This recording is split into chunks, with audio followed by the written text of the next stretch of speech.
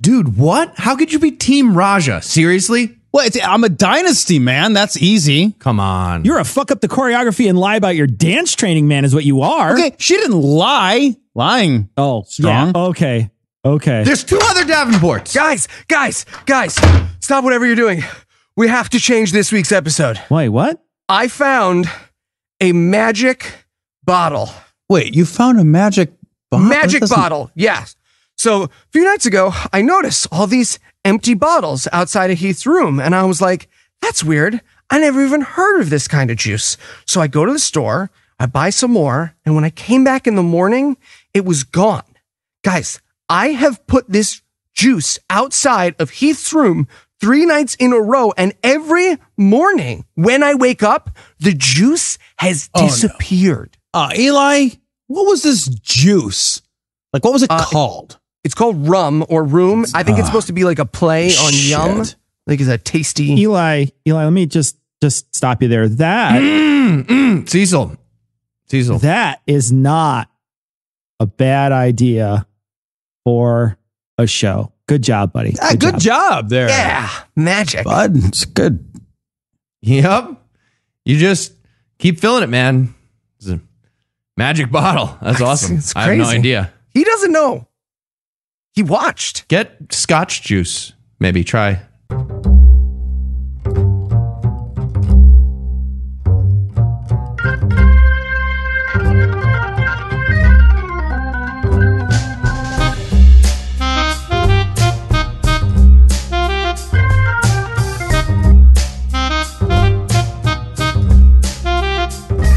Hello.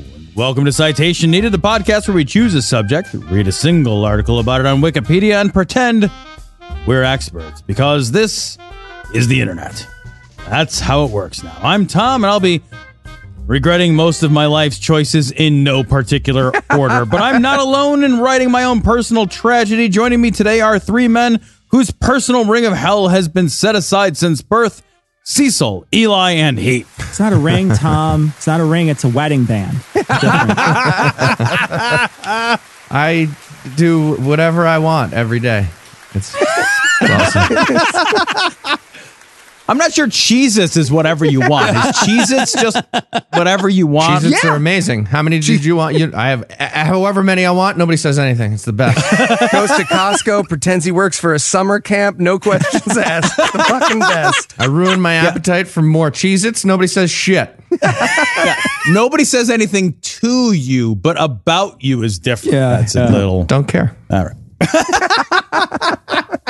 All right. Well, not terribly notably absent today is Noah, who is busily, excavating an ancient Etruscan burial ground or whatever. So he'll be back next week to bore us with the details of which fucking badger brush works best on 4,000-year-old bone fragments. And while we all wait with bated breath to find that out, let's stop for just a moment to thank our patrons. Actually, Tom, I got back early, so I am here. And I still stand by what I said. So here we go. Not awkward. Okay. I thought it would be awkward. It wasn't. Not awkward Like at the all. Cheez-Its Let's thing. not. You got to power It's through. awkward for one of us. All right. Thank you, patrons. Remember, when you woke up this morning, patrons, you mattered. And if you want to matter, hang out with us until the end of the show for a chance for us to care that you're listening. All right. With that passive-aggressive dig out of the way, tell us, Eli, buddy, what person, place, thing, concept, phenomenon, or event will we be talking about today? Well, thanks to patron Christian, we'll be talking about the Salish Sea human foot discoveries. Okay. All right. Sounds... Feels like we knew about those before the Salish. Whatever. Go ahead. We were all just infants, like laying in our crib. We're like, holy shit, I have feet? This is amazing. All right, sounds weirdly fetishy. So, I'm definitely in. I'm in. So, Cecil, you read the article. Are you ready to jump right in and kick some knowledge our way? I am ready to dive in feet first, Tom. That's a great plan, but clench your cheeks if it's over 20 feet. Where does the story begin, bud? Can't unclench my cheeks, Tom. Because of the enormous girth I carry around. They're constantly clenched. That's for a very special episode of Citation Needed.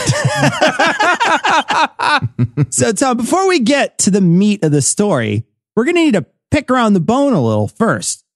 So the Salish Sea is a channel of water that basically surrounds Vancouver Island, or as I like to call it, New York West, although presumably there's more trees, less garbage, and better pizza. I call bullshit. Okay. Everywhere has less garbage than New York, Cecil. That's not useful signifier. All right, wait, still very confused. With less garbage, doesn't that mean there's also less pizza? So, Okay, you know, we could end this whole bitter dispute if you Chicagoans would just call your thing lasagna loaf or tomato cake or something like that. Bread bowl already has a word. Bread bowl. Yeah, there you go. And then you can stop pretending that you don't love New York's amazing pizza and garbage ramparts.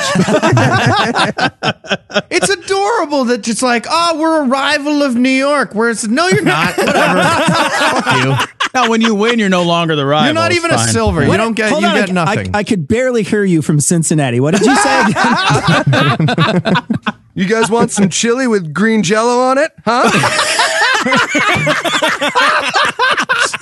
That would be so much better than the fucking chili they have. You want to watch two lesbians get a divorce? Let's do this thing. Come on. Cincinnati style. That would be so much better than the chili they have. Oh, God. Oh my God. Skyline chili tastes like suicide. That's just exactly what it tastes like. And cinnamon, weirdly, and cinnamon. Tastes amazing. Tastes like swing state. So Puget Sound makes up the southern part of the Salish Sea, and it's a waterway that connects Seattle with the Pacific Ocean. The northern body of water is the Strait of Georgia, and the western part of the sea is the Strait of Juan de Fuca. The other port cities include Vancouver, Tacoma, Bellingham, Port Angeles, and Victoria. Yeah, and by the way, Heath had a really funny comment here, but then he erased it in protest of Cecil not using an Oxford comma in that list. Is there a city called Port Angeles and Victoria? That's a weird name for a city. Yeah, That's dumb. It's like Bosnia and Herzegovina kind of thing. The sea itself is Trinidad and about Tobago. 18,000 square kilometers, which is a little bigger than Lake Ontario, the runt of the Great Lakes litter. The Salish Sea is actually a pretty recent term for this body of water, coined in 1988 by marine biologist and Etruscan enthusiast Bert Weber. He, quote, created the name for the combined waters in the region with the intention to complement the names Georgia Strait, Puget Sound, and Strait of Juan de Fuca, not replace them, end quote. And to raise awareness of this ecosystem, an ecosystem that, we will find out in a moment here, has a foot fetish. Interesting. You walk onto a beach and the sand is like, exfoliate the fuck out of that epidermis. Any used socks? Any used socks? Come on. Anyway, to spice things up a bit, I wanted to read a particularly sad entry from the Salish Sea wiki page. Quote, the plight of the southern resident orca in the Salish Sea has attracted global attention as these fish-eating whales are starving due to low salmon populations. Video footage showed an orca named Telequa who carried her dead calf on her head for more than 1,000 miles over 17 days before parting with it, end quote. That's rough. I want to hear that squeak fight on the 17th day, though. That'd be weird. Why aren't we feeling sorry for the fucking salmon? Ah, humans, the only animal to film a starving creature carrying its dead young on its head without helping. Go us, humans. Go us. Great, Cecil. We're all sad now. No, except me, because you know that whale was just fucking showing off for attention. Oh, look at me. My baby's dead. Sad face whale. Blah, blah, blah. My grief went viral. Find me on GoFundMe. Real fucking sad. Call me when your kids live and you have to get up every morning on every Saturday forever. Lucky fucking whale. All right, I may have steered us a little off course. That was all right, my bad. Cecil, buddy. All right, now we know where and what the Salish Sea is. I'm not regretting my whole life. Tell us about these discoveries, man. Want to know a little more? Not so fast. Not so fast. We're going to cover this, but to give some perspective, I wanted to talk about other weird shit that has washed ashore from the ocean. You're doing this on Poipus, aren't you? Porpoise. Well, I can't rule that out, Tom. Yes. So I found several oddities that have washed ashore, all over the world. I found them conveniently bundled in a mental floss article. So let's start with the sentimental. The year's 2012, and in the distant and terrible lands of New Jersey, a stack of love letters washes ashore. I don't like messages in a bottle. I don't. These letters are from 70 years prior and were sent during World War II. They were love letters between a gentleman in the military and a woman back home, and they spanned 5 years, from 1942 until 1947. The thing is that no one's really sure where the letters came from. Yeah, I'm going to guess the Western Front. They gave the letters to the niece of the people involved, and at one point they mentioned that the lady who they're addressed to is still alive. She's 91 and in a nursing home, so she has no idea where her pudding cup is, let alone how these letters got in the drink. He didn't come to brunch with her shitty friends. That's how they ended up. I love they washed up on the Jersey Shore. I'm just trying to imagine like a Jersey Shore love letter. Like, oh, hey, you're so beautiful. Your tits, they're like two boobs that none of my buddies even believe are fake. You know, like when we smush, I come so fast because I've been dreaming of your hyperextended, puckered asshole, duck lip smile all week. You're the only girl I loved all day. Okay. People in Jersey don't know the word hyperextended, Tom. That's a ridiculous exaggeration. So next, in 2011, there was a woman from Hampshire, England, Margaret Wells. And well, she had someone break into her house and steal a life-size ET replica. She had it because her daughter had built it as part of a stage and makeup class. Likely story, I guess. Yeah, exactly. Thank you. All right. Funny coincidence. It's also the third best-selling real doll. So, Heath. Yeah, second is Yoda, which is weird. Anyway. Yeah, you would have thought the one with the magic finger would outsell Yoda. No, Yoda can My get it. belly's lighting up. What's going on? You could choke fuck Yoda. So. That's what I'm saying. Yoda's going to put it down. So, not sure what happened, but a person's walking by the beach and saw it on the shore and then called the authorities. That had to be a weird 9/11 call, by the way. Anyway, Miss Wells went to pick up the doll. And my favorite part is the quote from Margaret here. Quote, "I always knew E.T. would come home." End quote. I'm just so confused by this, though. So somebody saw that ET replica and they were like, I'm going to steal that thing and fuck it in a boat. That's happening. Yes. Spoiler alert, that's the reason for 100% of this episode. Oh, shit. All right, but the weirdest part of this story is that someone reported this discovery to the authorities, right? I mean, y'all weren't doing anything, were you? Yeah. In 2011, a tsunami killed almost 16,000 people and did about $300 billion in damage to the Japanese coastline. A survivor of that tsunami had lost his home and 3 members of his family. He also lost a van down by the river he was using as a storage shed. About a year later, that van washed ashore in British Columbia over 3,000 miles away. Inside was his Harley Davidson. Harley tracked down the owner and transported it back to Japan and repaired it for him. By the way, while we're here with the whole Harley company, you want us to build you guys a nuclear reactor that's like a giant motorcycle or something? What do you want to do? Because that'd be way safer than what you got going right now. I got to be honest. Right. I just love the idea of them showing up with a bike and him being like, did you find anything of my family?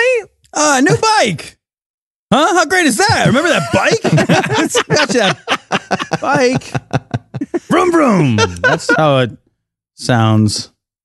Your family's dead. So there's a story about a couple kids playing on the beach in Florida in 1896.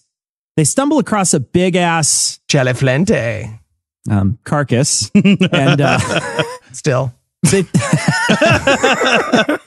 think it's a whale. Other people think it's an octopus. And wacky 1900s cryptozoologists think it's some kind of monster. And they wind up calling it St. Augustine's monster because either the cryptozoologists won out the naming rights or they just figured St. Augustine's whale is a boring name. Well, actually, that name's already taken. Augustine was fucking hung. In any case, they cut off samples of this thing and they send it around. And The "it's an octopus, no, it's a whale" chant lasts about 100 years until we finally cared enough to have it tested in a modern lab in 2004. It was a whale. So now that I think about it, it really isn't that strange a thing to be washed ashore because whales really aren't known for being on land and alive. So I guess. But when you think about it, isn't this really about the friends we made along the way? Another entry in the article is also something you'd think you'd find in the sea. Just attached to something, a giant eyeball. In 2012, again in Florida, a giant eye washes ashore. And this is like a softball-sized eye. So it's pretty big. No mention on whether or not they threw the old eye around the horn before bringing it into wildlife officials, but the eye was of a very large swordfish. Okay, so another ocean thing. I don't know. Like stuff in the middle ends up on the sides sometimes. Like I don't understand. This is a weird list from Mental Floss. Like what? At number 3, hydrogen hydroxide was found. Well, and again, the weirdest thing is that it was reported, right? Like somebody's just like, "Hey, has any really big fellers gone missing?" See, Cecil, this is why we lie. You got to be like, you know what else washed up? A baseball diamond. What? Now you got him. You know that's not a kind of diamond, right? No, don't worry, Cecil. I understand, and I got you. All those in favor of more flotsam tales, say aye. Okay. Aye. The ayes Three have best friends. Look at us. I prefer Jetsam. The eyes have it. In 1992, a shipping container accidentally dropped 29,000 rubber ducks into the ocean. Awesome. The ship, Awesome. This is amazing. The ship left Hong Kong and lost the ducks somewhere in its journey across the Pacific Ocean. The ducks have traveled all over the world, and some have wound up 17,000 miles from where they started. They should drop like a bunch of Ernie dolls from Sesame Street and see what happens. These dolls have been found in Australia, Hawaii, South America, Western and Eastern United States, and the UK. They even wrote a book about it called Moby Duck. Aw, historically accurate shit tits. Does anybody at all really think that was an accident? No. You're just like on the boat. You're like, No. what's in that crate? Rubber ducks? I know I'm getting fired up. Hand me a crowbar. Here we go. Fuck it. In 2011, a Navy training mine washed ashore, again in Florida. Training People mine? flipped out when a 5-foot-long mine was discovered. They called the police. The police, of course, evacuated the beach and called the Navy. They told the public not to worry about it. It was inert and had come from an offshore training site. Yeah, cool. Maybe we label those from now on. Not a real bomb. right. Really big letters. Yellow.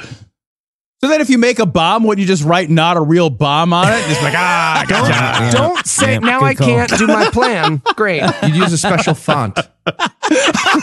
Comic Sans. Webdings. I love the idea, though, of a guy like walking up past the police lines and just grabbing this thing and walking away like he's taking out trash cans. You know, he's like, whatever, man. Oh, so we have giant pretend mines that occasionally come unmoored and float randomly about the Atlantic. Hard to see how that goes wrong. Yeah, no kidding. 2011 was a banner year when it came to shit washing up. 100 World War II bombs came ashore in Hampshire again. What? No word if that ET replica was riding one. In any case, they were live fucking bombs, and they had to get the British Navy out there to detonate them. Okay. I mean, I get they had to use the Navy. I feel like they could have found some Nazis to deal with that to make it fair. like a make them smoke the whole bag type of thing. Like, we could send you some next time. We can have some bomb Nazis over there for you. This blew me away. Like, I had no idea bombs floated. Like, I'm picturing God desperately trying to flush the ocean. Like, gotta get them to go down. People are coming anyway. Why do you use the guest ocean now? Stupid. Something that washes up from the ocean that's basically a gross-ass golden ticket is ambergris. This is a substance that's produced in a whale's intestines, and then it's vomited up. I guess it smells terrible, so we decided to use it in expensive perfumes. The stuff acts like a fixer for the perfume, affixing the scent to the skin for a longer period of time. In any case, this stuff is worth a fortune. One person found a 6-pound clump of it, and it was worth $180,000. How does that happen? Damn. Somebody's like, all right, well, this perfume is fading way too fast. I've got an idea. Yeah. I will need a whale and some Jaeger, apparently. Okay, great. The scent is definitely not fading anymore, but neither are the whale vomit undertones. Yeah, I'm getting under. Yet another in the long line of somebody did that first things for me to wonder about when I'm trying to sleep, right? So speaking of shit that's worth a fortune, in May of 2015, a 66-pound bundle of cocaine washed ashore in Galveston, Texas. I guess finding quantities of drugs washing ashore is also a somewhat common occurrence, but just not in a bundle that big. They wind up in the water when a drug boat capsizes or when the traffickers throw the drugs overboard to avoid getting caught with them. Yeah, but you know whoever turned that in did not get their $8,976,000 worth, right? Yeah. Yeah, I feel like they're on the phone with a 911 operator and they're like, well, how big a bundle is it? And he's like, how quick are you guys going to get here? Far away. Great. Awesome. Cecil, now we all have to help Heath move to Galveston. So It makes the perfume stay on my skin. Whatever. What other delights does the sea hold for us, Cecil? This is amazing. In Siberia, 2018, a fisherman found not one, not two, but 54 severed hands on the shore at his popular fishing spot. There were initially rumors that this was a crazed killer's collection or that the Russian mob had a hand chopping spree, but it turned out the local forensic lab had lost a bag of hands, I guess. These hands were kept as a way of identifying people, and then they were, What? quote, improperly disposed of, end quote. All right, we keep losing track of these dead bodies. What if we chop off their hands, roll with me, and then we match up the hand with the corpse if we get them mixed up as a new system? Well, we could also just save the fingerprints. That would...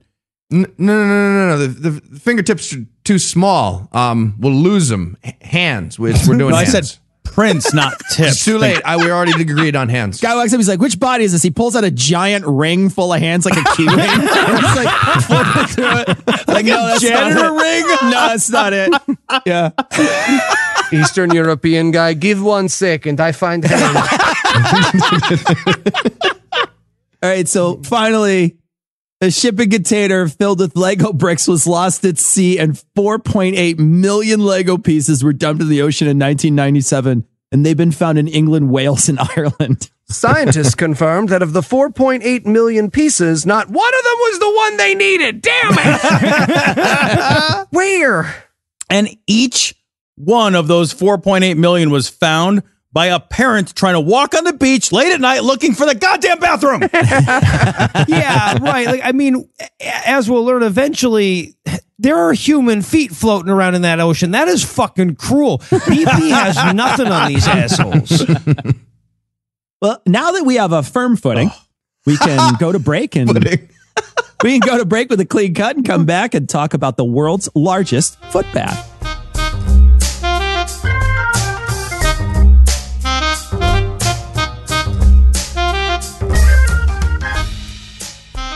Hey, guys, I was running tests on the Carson case. Can I use one of the hands? One of the hands? Hands? Yeah, from the bag, big bag of hands that we have. It's our system for identifying stuff. Yeah. No, I don't. I don't think that's a great idea. So yeah, probably it's best to just not run that test. Okay. What's not a good idea? I didn't even say my idea yet. Yeah, but the Carson case. Yeah, right. The Carson case, really? No, just try something else. It says something else, something different thing. No, it's really only. Jesus, what is really with you and the hands, dude? It's always hands. All you do is need hands out of the big bag of hands. Right? Yeah, seriously, man, you're obsessed with the fucking bag of hands. It's like you were working here one night and then you got horny and so you fucked that bag of hands. But that was amazing. So you brought Frank here at night to show him. And then the bag got filled with too much cum. Then you threw it away. That's probably you are so you did like that. Yeah, that is That's what I'm like? Honestly, yeah, What? you are kind of like that. So Okay. So, you guys fuck a bag of hands and throw it in the ocean? yeah. I mean, it was like Yeah. crowd surfing with just your penis. Awesome. Mm-hmm.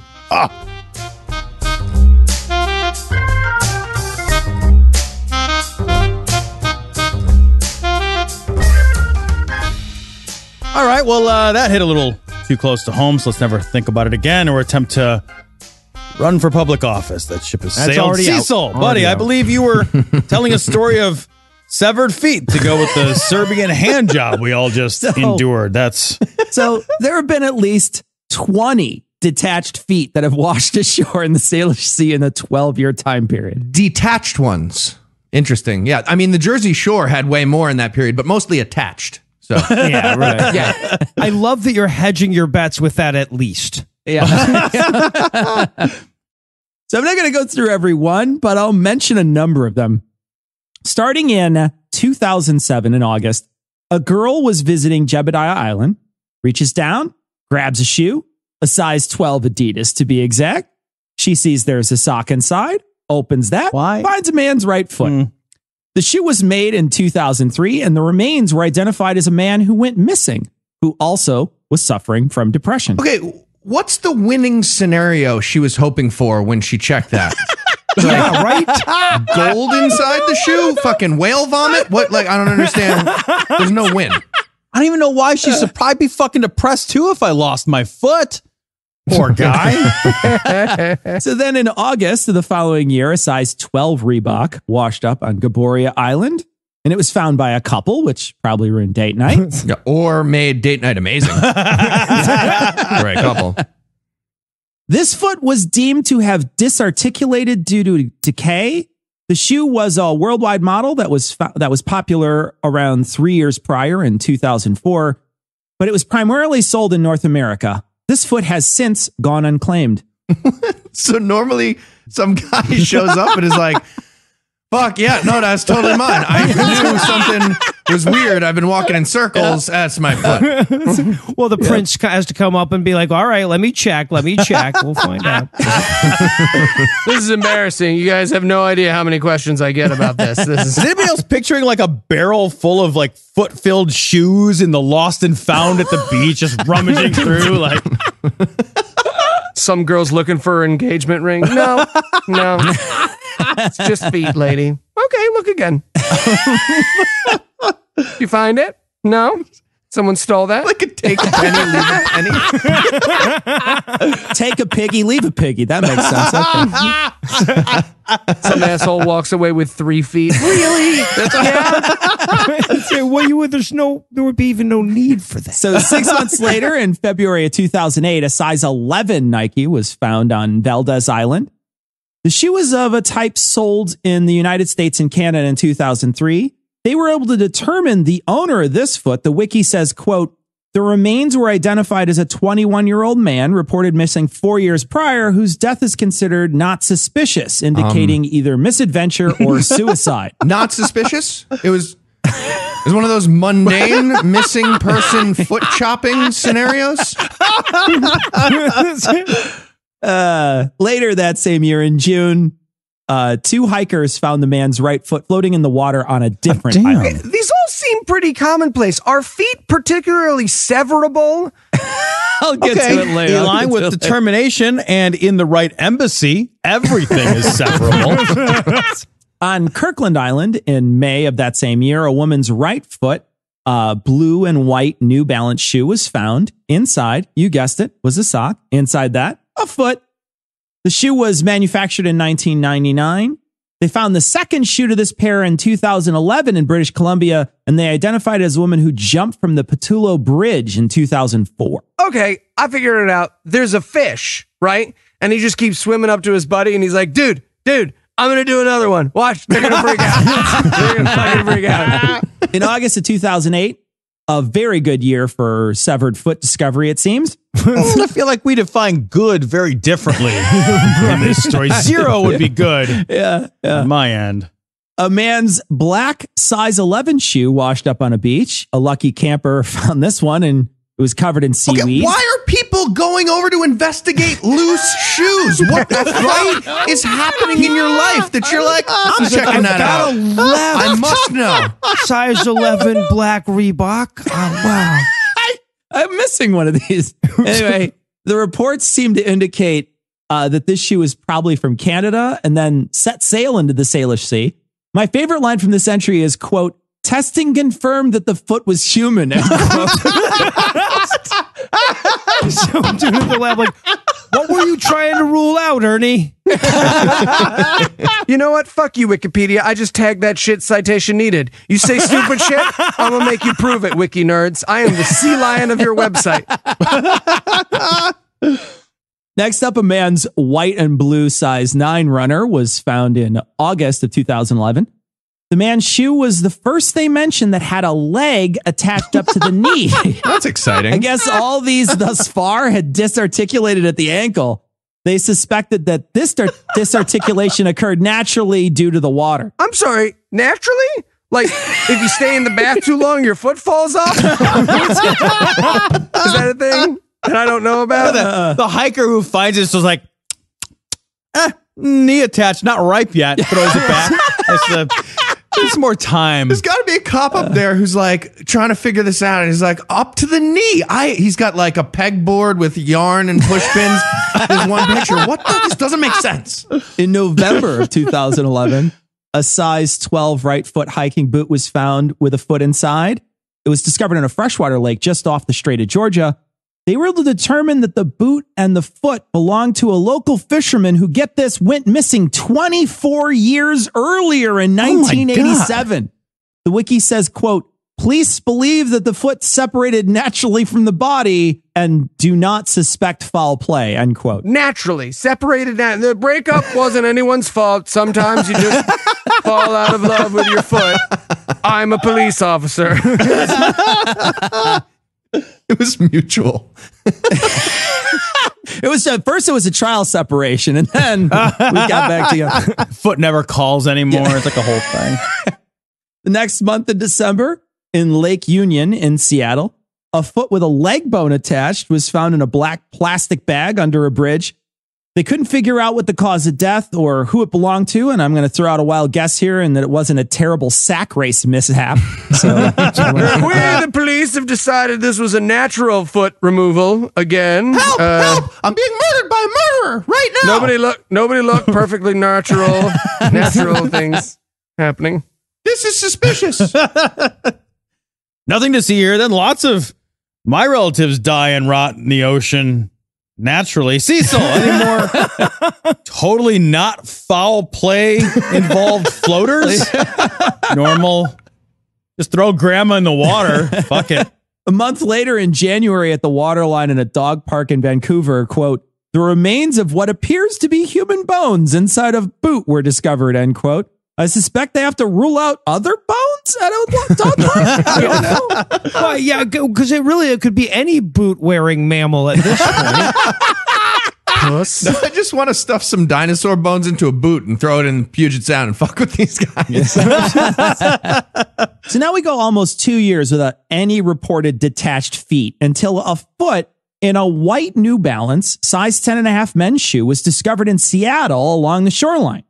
It was found in May of 2014, and this model of shoe was available for sale in 2008. For fuck's sake, we got to start reading these things like goddamn tea leaves at this point. Like white New Balance, Velcro. I see a ceiling fan and extension cord in your future. Oh, wow. I mean, I feel like at this point, though, there's got to be at least some people chopping off their feet and tossing them at Puget Sound just to fit in. Once the trend gets going. A pair of shoes with the feet inside were found a week apart 2 years later in February of 2016. They were both found on Vancouver Island, and the coroner confirmed the match. In May of 2018, a man walking along Gabriola Island found a hiking boot with a foot inside a logjam. Okay, everybody, maybe we just stop hiking around here, huh? We're all just going to find another hiking spot, okay? And that fucking guy with the metal detector that hasn't found a single thing other than the cure for getting the fuck away from his wife is just chuckling to himself like, well, at least I never found a foot. what's this condom in a bunch of seaweed over here? I will investigate further. Penis. Like, how is this happening to people? Does this taste like human cum? Let's take it to the lab. The fuck is happening? These discoveries keep on keeping on too. In January of this year, they found the remains of a foot in a boot in Everett, Washington. They did a DNA test and found it belonged to a man that had gone missing 2 years earlier. I feel like belonged to the dude is basically the same as was the dude in this instance, but okay. Okay. No, that's fine. The number of found feet was described as astounding and beyond explanation. But it was described like that when they had only found 5 feet in 2008. The article says, quote, finding 2 feet has been given 1,000,000 to 1 odds and has thus been described as an anomaly. Well, 2 of the same guy. Yeah. That's higher. The finding of the 3rd foot made it for the first time. 3 such discoveries had been made so close to each other. The 4th discovery caused speculation about human interference and statistically was called curious, end quote. How are we calculating these odds? Yeah, right. 1 over how many things could wash up on shore multiplied by 1 over how many body parts we have. What's he doing here? No, that's not how they're calculating it. That's definitely not it. That's how I would do it. Well, they got to have a metric for this. Like, guys, this is like 22 rubber ducks and a Lego worth of weird here. I like that they had different names. Like, I want to see their statistics scale. Like, okay, move the needle further. Nope. Yeah, all the way to curious. You got it. All right. Curious. So it's hard to determine where these feet have come from because if you remember from earlier in the show, we talked about all kinds of things that wind up in the sea and drift half a world away. Decomposing human feet also produce a soap-like substance from body fat called adipocere, which thwarts forensic experts because it makes it harder for them to identify any clues. And don't Google adipocere, by the way. Just soap-like. Thank you, Cecil. Soap-like. No, soap-like. You cannot keep a skull in our shared bathroom. Okay. Absolutely not. All right, Heath, you don't like it, but that's not the same as can't. 2 votes. Different word. 2 to 1. Also, the article says that the human body can remain in the water intact for 30 years. So using the shoes to determine the age is really sometimes the only thing they have to go on. And while hands and feet do commonly decompose and disarticulate from the body in water, they normally don't float. It's suspected that the shoes have a bit of air in them, and that's what's carrying these feet off like a message in a bottle. I am 100% going to write notes in all of my shoes blaming different people for my murder. Like, if you find this shoe, then I am dead. Like, I'm just going to be, fuck them all. One interesting theory on where these feet originated is that they may have come from the Asian tsunami in December of 2004. Many of the shoes were sold in 2004 or earlier, and the ocean currents have a northward tendency from that part of the world. So it could be that some of these shoes were from a disaster across the Pacific. Well, except that we identified a bunch of them as like, dude who was in this woods and then died. Yeah. I feel like a theory that explains some of the disarticulated feet creates more questions than it answers. Right? I say one interesting thing and Noah shits on it. Thanks, Noah. Appreciate it. Next time, say 2 interesting things. Oh. Make a note of that. That's a lot for one essay, man. You've been limiting yourself to 0 every essay. So I don't want to get shit on. All right, Cecil, if you had to summarize what you've learned in one sentence, bud, what would it be? Walk on the ocean, step on the stones, flesh becomes water, wood becomes bone, Toad the wet sprocket killed all those people, guys. That's case closed. All right, Cecil, are you ready to stomp some sense into the panel and kick off the quiz? Absolutely. Let's do it. All right. Cecil, it's obvious that the Salish Sea needs some of the TV movie treatment. What should the TV show / movie about this phenomenon be called? A. Footloose. B. Toe the line. C. This is where I start stretching. Get ready. Feet the parents. Yes. What? No. D. Heel monsters. What? There's a, I don't even get that. There's a Nicktoon from the 90s. Nobody Oh my God. Someone in my generation is like, what? No, they're not. I don't even think they're impressed with Chupacabra. I'm gonna go with secret answer E. Soul Man 2 Arch Enemies. I think that's That is correct. All right, this is obviously the right question at this point. Cecil, what's the solution to this great mystery? A, the cobbler's assistant misunderstood I need 20 feet of shoe leather in the most tragic of ways. B, after a long day of hiking by the sea, sometimes you just don't have it in you to untie both shoes. C, Sasquatches also sometimes make fake human footprints, but they're way more hardcore about it. Or D, you've been planning this episode for a while. I'm going to change the subject on D there, and I'm going to go with A. And for the record, foot cobbler is the worst cobbler flavor. Just want to point that out. Well, Andrew told me to say that you were right, that it is A. Correct. False. Skyline chili is the worst flavor of cobbler. Actually, that stuff would probably taste pretty good with a streusel topping. All right.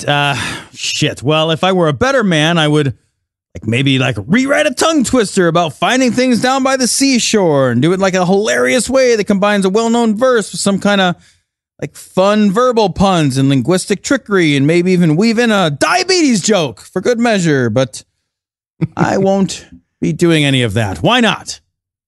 A, I'm not that cleaver. That's a pun there. Secret answer B, Felix found Felicity's forsaken foot and falsely confused it for flotsam. What? Okay, I'm supposed to win, but your answer was amazing, but I still win because that's how the show works. So I get to torture Eli next. Eli, you're up, buddy. Yeah. All right, well, for Heath, Cecil, and Eli, I did make it, Tom. I stand by what I said. For Heath, Cecil, and Eli, I'm Tom. Thanking you for hanging out with us today. No, it doesn't count. We'll be back next week. And by then, Eli will have completed his Mueller report of lies. Between now and then, you can find all of our other products by heading over to citationpod.com. But remember, nothing worthwhile is free, especially love. So if you love the show and you'd like to help keep it going, you can make a per episode donation at patreon.com/citationpod. And also leave us a 5-star review everywhere you can, including the bathroom wall. And if you'd like to get in touch with us, check out past episodes, connect with us on social media, or check the show notes. Be sure to check out citationpod.com. Just like a sorority house of hojos. Just Please stop. Please.